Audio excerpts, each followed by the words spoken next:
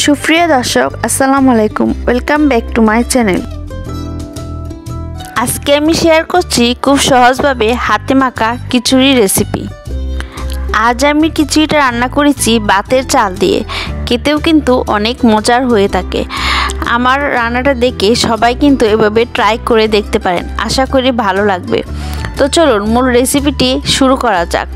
কিন্তু তার আগে যারা আমার চ্যানেলটি এখনও সাবস্ক্রাইব করেননি, এরকম আরও নতুন নতুন রেসিপি পেতে আমার চ্যানেলটি সাবস্ক্রাইব করে পাশে থাকার বেল বাটনটি অন করে দিন, পরবর্তী ভিডিওর নোটিফিকেশন সবার আগে পাওয়ার জন্য।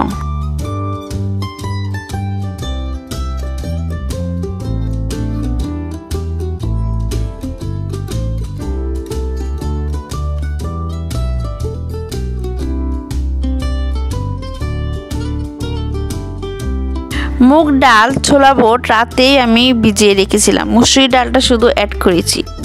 এখানে আমি নিয়েছি পেঁয়াজ কুচি, কাঁচামরিচ কুচি, রসুন কুচি, ধনিয়া পাতা কুচি, তারপর নিয়েছি সামান্য পরিমাণ আলু। এখন আমি ফ্রাই প্যানে এক এক করে পেঁয়াজ কুচি, কাঁচামরিচ কুচি, রসুন কুচি, ধনিয়া পাতা কুচিগুলো দিয়ে দিলাম।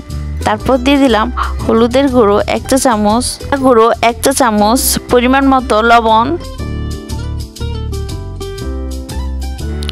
দিয়ে দিলাম পরিমাণ মতো সয়াবিন তেল। তারপর আমি হাতের সাহায্যে সবগুলো মশলাকে এভাবে মাখিয়ে নিচ্ছি, ভালো করে এভাবে মাখিয়ে নিচ্ছি।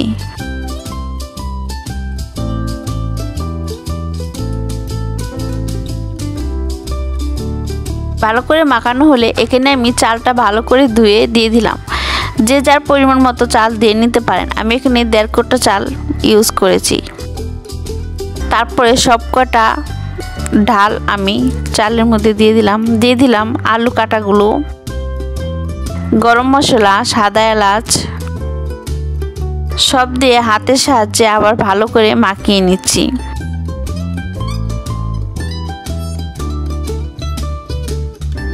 মাখানো হয়ে গেলে এখানে আমি পরিমাণ মতো পানি দিয়ে দিলাম।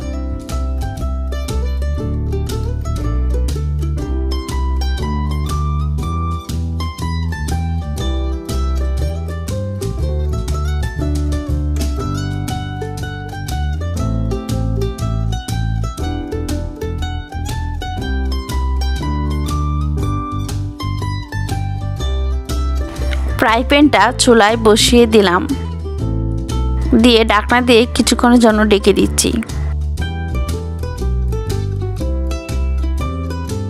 কিছুক্ষণ পরে আবার ঢাকনাটা খুলে দেখে নিচ্ছি। এখনো কিন্তু কিছুই রান্নাটা হয়নি।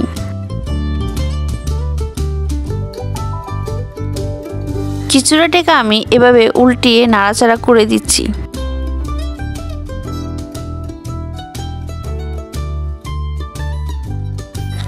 আবার কিছুক্ষণের জন্য ঢাকনা দিয়ে আমি খিচুড়িটাকে ঢেকে দিলাম। এখন আবার দেখে নিচ্ছি খিচুড়িটা হয়েছে কিনা। দেখতে পাচ্ছেন খিচুড়িটা হয়ে গিয়েছে ঝরঝরা। আজ এই পর্যন্তই, পরবর্তীতে নতুন কোনো রেসিপি নিয়ে আসবো। সেই পর্যন্ত সবাই ভালো থাকবেন, সুস্থ থাকবেন। আল্লাহ হাফেজ।